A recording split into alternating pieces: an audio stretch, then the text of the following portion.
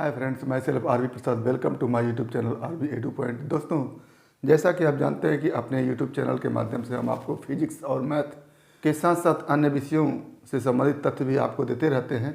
तो यदि आप हमारे यूट्यूब चैनल पर पहली बार हैं तो प्लीज़ चैनल को सब्सक्राइब कर लें ताकि हमारे द्वारा दिए गए हर वीडियो क्लिप का नोटिफिकेशन आपको मिलता रहे। तो आज फिजिक्स में हम एक ऐसे टॉपिक को लेकर के आए हैं जो अति महत्वपूर्ण है और जिससे हमेशा बोर्ड के एग्ज़ामों में या फिर अन्य एग्ज़ामों में क्वेश्चन बनते रहते हैं। तो आप इस वीडियो क्लिप को पूरी तन्मयता के साथ देखिएगा और निश्चित रूप से हर एग्ज़ामों में आपको इससे क्वेश्चन मिलते रहेंगे। तो आज का टॉपिक हमारा है व्हीटस्टोन ब्रिज, व्हीटस्टोन सेतु। तो व्हीटस्टोन ब्रिज का आविष्कार इंग्लैंड के वैज्ञानिक व्हीटस्टोन ने किया था, जिन्होंने 4 प्रतिरोधों को लेकर के एक समांतर चतुर्भुज बनाया और उस समांतर चतुर्भुज के एक विकर्ण के दोनों सिरों के बीच धारामापी तथा दूसरे विकर्ण के दोनों सिरों के बीच विद्युत सेल को लगाया और इस प्रकार का जो समायोजन था उसी समायोजन को व्हीटस्टोन ब्रिज कहा गया। जैसा कि आपके चित्र में दिखाया गया है कि ये 4 प्रतिरोध है P, Q, R और S। ये चारों प्रतिरोध से मिल करके एक समांतर चतुर्भुज ABCD बना हुआ है। समांतर चतुर्भुज के एक विकर्ण BD के दोनों सिरों के बीच ये धारामापी लगा हुआ है और दूसरे विकर्ण AC के दोनों सिरों के बीच ये विद्युत सेल लगा हुआ है। तो ये पूरा समायोजन व्हीटस्टोन ब्रिज का है। अब व्हीटस्टोन ब्रिज में 2 अवस्था होती है, एक कि ये व्हीटस्टोन ब्रिज संतुलन की अवस्था में है और दूसरा कि ये व्हीटस्टोन ब्रिज असंतुलित अवस्था में है। तो संतुलन की अवस्था में तब कहा जाता है जब विद्युत सेल से कुंजी K1 को ऑन करके धारा ब्रिज में प्रवाहित की जाती है, सेतु में प्रवाहित की जाती है और कुंजी K2 को ऑन करने के बाद यदि धारामापी में विक्षेप होता है या धारामापी से होकर के धारा चलती है तो कहा जाता है कि ये व्हीटस्टोन ब्रिज असंतुलित अवस्था में है और यदि धारामापी में विक्षेप नहीं होता है तो कहा जाता है कि व्हीटस्टोन ब्रिज संतुलन की अवस्था में है। तो व्हीटस्टोन ब्रिज के विषय में अगर लिखना हो तो क्या लिखेंगे कि यदि 4 प्रतिरोध को लेकर एक चतुर्भुज बनाया जाए एवं इसके एक विकर्ण के सिरों के बीच धारामापी तथा दूसरे विकर्ण के सिरों के बीच विद्युत सेल लगा दिया जाए तो यह समायोजन व्हीटस्टोन ब्रिज या सेतु कहलाता है। 4 प्रतिरोधों को लेकर एक समांतर चतुर्भुज बना जाए और चतुर्भुज के एक विकर्ण के सिरों के बीच धारामापी तथा दूसरे विकर्ण के सिरों के बीच विद्युत सेल लगा दिया जाए तो यह समायोजन क्या कहलाता है? व्हीटस्टोन ब्रिज कहलाता है। जब क्या लिखेंगे कि जब विद्युत सेल से व्हीटस्टोन ब्रिज में विद्युत धारा प्रवाहित करने पर धारामापी में विक्षेप नहीं उत्पन्न होता, अर्थात B एवं D के बीच धारा प्रवाह नहीं होता या B एवं D समान विभव पर हो तो व्हीटस्टोन ब्रिज संतुलन में होता है और जब धारामापी में विक्षेप होता है तो व्हीटस्टोन ब्रिज असंतुलित है, असंतुलित होता है। ये हमारा व्हीटस्टोन ब्रिज के विषय में रहा कि 4 प्रतिरोध लेकर के एक चतुर्भुज बनाते हैं और एक विकर्ण के बीच धारामापी तथा दूसरे विकर्ण के बीच विद्युत सेल लगा देते हैं और विद्युत सेल से विद्युत धारा प्रवाहित करने पर यदि धारामापी में विक्षेप नहीं होता है तो व्हीटस्टोन ब्रिज संतुलन की अवस्था में है और यदि धारामापी में विक्षेप हो जाता है तो व्हीटस्टोन ब्रिज संतुलन की अवस्था में नहीं होता है। यदि धारामापी में विक्षेप उत्पन्न नहीं होता है तो इसका आशय है कि B और D के बीच धारा प्रवाहित नहीं होती है और धारा प्रवाहित न होने की स्थिति में B और D एक विभव पर, समान विभव पर होते हैं। तो ये हमारा हो गया कि संतुलन की अवस्था में होने पर बी और डी के बीच धारा प्रवाहित नहीं होती, नंबर 1। धारा मापी में विक्षेप उत्पन्न नहीं होता, नंबर 2। और बी और डी एक समान पोटेंशियल पर होता है, नंबर 3। और यदि धारा प्रवाहित होती है बी और डी के बीच तो व्हीटस्टोन ब्रिज संतुलन की अवस्था में नहीं होता है और बी और डी समान विभव पर नहीं होता है। तो ज़्यादातर व्हीटस्टोन ब्रिज का उपयोग हम इसके संतुलन की अवस्था में होने पर करते हैं और इसका उपयोग किसी अज्ञात प्रतिरोध के मान को ज्ञात करने के लिए किया जाता है। तो संतुलन की अवस्था में हम देखते हैं कि दो संलग्न भुजाओं में लगे हुए प्रतिरोध का अनुपात अन्य दो संलग्न भुजाओं में लगे हुए प्रतिरोध के अनुपात के बराबर होता है। तो उसको हम कैसे देखते हैं कि यदि संतुलन की अवस्था में क्या लिखेंगे कि यदि संतुलन की अवस्था में बी डी में कोई धारा प्रवाहित नहीं होती तो ए बी में धारा एवं बी सी में धारा एक समान, इसी प्रकार ए डी एवं डी सी में धारा एक समान होती है, तो ये अगर व्हीटस्टोन ब्रिज संतुलन की अवस्था में है तो इस बी और डी के बीच धारा नहीं बहेगी। तो जो धारा इस प्रतिरोध P में प्रवाहित हो रही है वही धारा अब इधर नहीं बटेगी, तो वही धारा कहाँ चली जाएगी, BC में चली जाएगी। बिल्कुल इसी तरह से जो धारा R में चल रही है अब इधर चूँकि B और D के बीच धारा का प्रवाह नहीं हो रहा है तो यही धारा इस S में चली जाएगी। यानी AB और BC में एक समान धारा चलेगी और AD और DC में एक समान धारा चलेगी। अब संतुलन की अवस्था में जो कंडीशन उत्पन्न होता है, जो शर्त उत्पन्न होता है, उसी शर्त को हमको देखना है या संतुलन की अवस्था के लिए कौन सा कंडीशन होता है। तो यहाँ पर मान लेते हैं कि ये सेल को व्हीटस्टोन ब्रिज से जोड़ने के बाद पूरी धारा I चल रही है और ये धारा दो भाग में बढ़ रही है। AB भुजा में धारा I1 और AD भुजा में धारा I2 चल रही है। चूँकि संतुलन की अवस्था में B पर धारा विभाजित नहीं होगी तो यही धारा I1 BC में चलेगी और इधर से जो धारा I2 D पर पहुंच रही है उसका विभाजन यहाँ पर नहीं हो रहा है तो यही धारा I2 DC में चलेगी।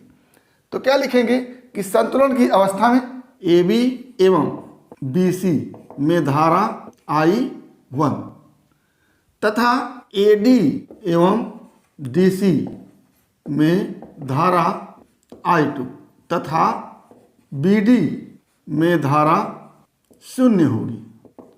तो अब हमारे पास दो बंद पास मिलते हैं। एक बंद पास है ABDA और दूसरा बंद पास है BCDB। ये बंद पास ABDA और दूसरा BCDB।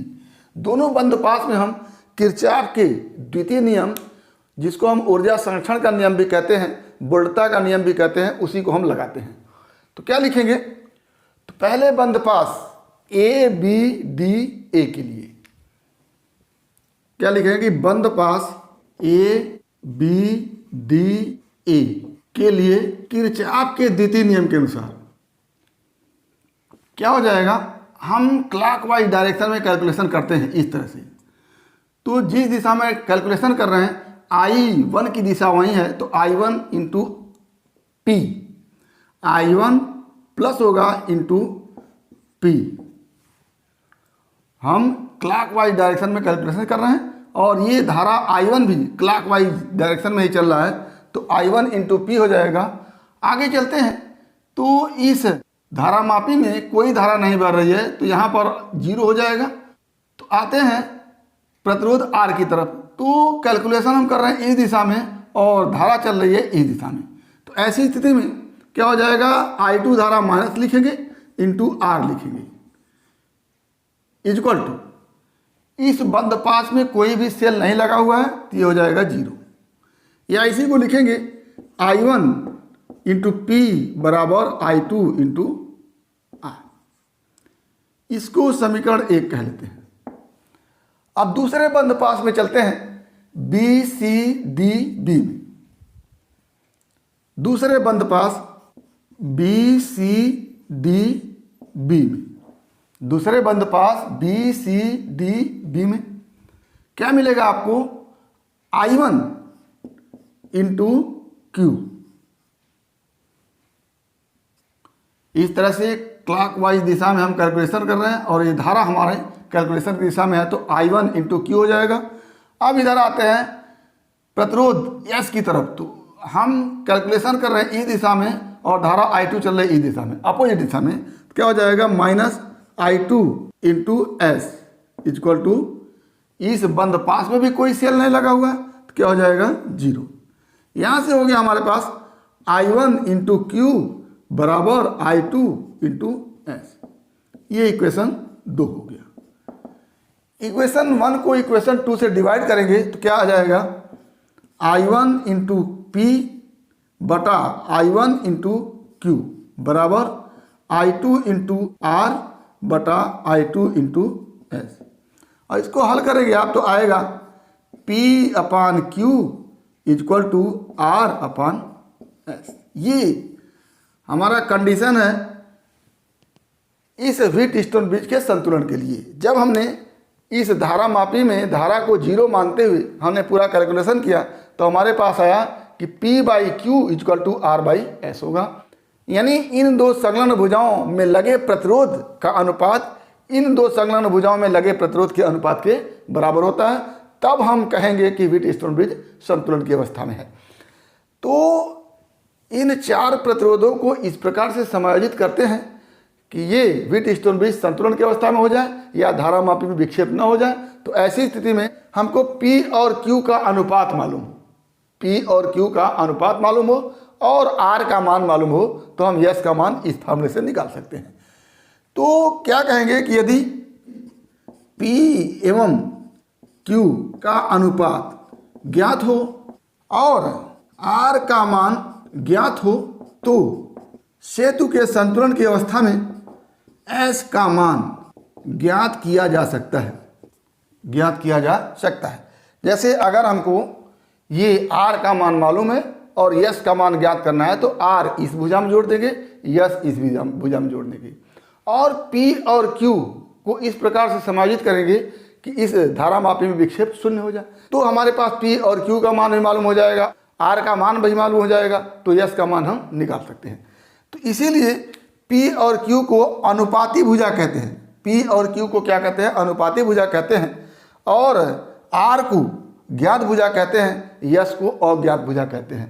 अतः P एवं Q अनुपाती भुजा, क्योंकि P और Q का केवल अनुपात भी मालूम रहे तब भी हम S के मान को ज्ञात कर सकते हैं क्योंकि R का मान हमको ज्ञात है। तो P और Q को अनुपाती भुजा तथा R को ज्ञात भुजा एवं S को अज्ञात भुजा कहते हैं। P और Q का अनुपात हम जान रहे हैं, R का मान हम जान रहे हैं, तो S का मान हम निकाल सकते हैं। इसलिए P और Q को अनुपाती भुजा, R को ज्ञात भुजा और S को अज्ञात भुजा कहते हैं। और जब व्हीटस्टोन ब्रिज संतुलन की अवस्था में होता है तो एक कंडीशन और पैदा होता है कि यदि इस धारा मापी को B और D के बीच न जोड़ करके A और C के बीच जोड़ दे और इस सेल को A और C के बीच न जोड़ करके B और D के बीच जोड़ दे, यानी धारा मापी और सेल जिन दो विकर्णों के बीच लगा हुआ है उन दो विकर्णों के सिरों को आपस में इंटरचेंज कर दें। B और D के बीच हम क्या लगा दें, सेल लगा दें और A और C के बीच हम लगा दें धारा मापी। ऐसी स्थिति में भी धारा मापी में विक्षेप नहीं होगा और जो शर्त बन के आएगा वो शर्त बन के आएगा P upon R equal to Q upon S। तो चाहे ये कंडीशन हो चाहे ये कंडीशन हो, दोनों ही स्थिति में व्हीटस्टोन ब्रिज संतुलन की अवस्था में होता है, क्योंकि ये कंडीशन व्हीटस्टोन ब्रिज के संतुलन की अवस्था को बताता है और इसी को हम इस रूप में भी लिख सकते हैं। तो ये कंडीशन भी व्हीटस्टोन ब्रिज के संतुलन की अवस्था को बताएगा और ये कंडीशन तब पैदा होगा जब इन दोनों के बीच हम क्या लगा दें, सेल लगा दें इस तरह से। अब देखिएगा इस चतुर्भुज के दूसरे विकर्ण A और C के बीच हमने धारा मापी लगा दिया और B और D के बीच क्या लगा दिया, सेल लगा दिया।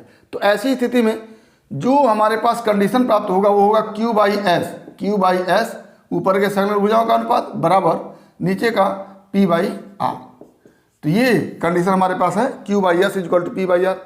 तो अगर व्हीटस्टोन ब्रिज में संतुलन की अवस्था में चतुर्भुज के विकर्णों में लगे हुए सेल और धारामापी को आपस में इंटरचेंज कर दिया जाए तो भी कोई प्रभाव नहीं पड़ता है। इसीलिए जो विकर्ण BD और AC हैं उनको संयुग्मी विकर्ण या संयुग्मी भुजा कहते हैं। तो क्या लिखेंगे कि यदि सेल तथा धारामापी को आपस में बदल दिया जाए तो भी सेतु संतुलन की अवस्था में रहेगा। इसलिए दोनों विकर्णों को संयुग्मी कॉन्जुगेट भुजा भी कहते हैं। तो ये हो गया हमारा कि अगर समांतर चतुर्भुज के दोनों विकर्णों में लगे सेल और धारामापी को आपस में इंटरचेंज कर दिया जाए तो भी धारामापी संतुलन की अवस्था में होता है। इसलिए दोनों विकर्णों को क्या कहते हैं, संयुग्मी भुजा या कॉन्जुगेट आर्म कहते हैं। तो ये हमारा हो गया व्हीटस्टोन ब्रिज से संबंधित ढेर सारे तथ्य। व्हीटस्टोन ब्रिज क्या है, 4 प्रतिरोधों को आपस में जोड़ करके एक चतुर्भुज बना दिया गया। चतुर्भुज के एक विकर्ण के सिरों के बीच धारामापी तथा दूसरे विकर्ण के सिरों के बीच विद्युत सेल आरोपित कर दिया गया। विद्युत सेल से ब्रिज में यदि धारा प्रवाहित करने पर धारामापी में विक्षेप नहीं होता है तो व्हीटस्टोन ब्रिज संतुलन की अवस्था में होता है, और यदि विक्षेप होता है तो संतुलन की अवस्था में नहीं होता है। संतुलन की अवस्था में जब व्हीटस्टोन ब्रिज होता है तो संलग्न भुजाओं में लगे हुए प्रतिरोध का अनुपात दूसरे संलग्न भुजाओं में लगे हुए प्रतिरोध के अनुपात के बराबर होता है। ऐसी स्थिति में हम व्हीटस्टोन ब्रिज के संतुलन के लिए एक शर्त प्राप्त करते हैं, जो संलग्न भुजाओं में लगे हुए प्रतिरोध का जो अनुपात है दूसरे संलग्न भुजाओं में लगे हुए प्रतिरोध के अनुपात के बराबर होता है। तो व्हीटस्टोन ब्रिज के सहयोग से हम अनुपाती भुजाओं का अनुपात जानते हैं तो दूसरे अज्ञात भुजा में लगा हुआ जो प्रतिरोध है उसके मान को ज्ञात कर सकते हैं।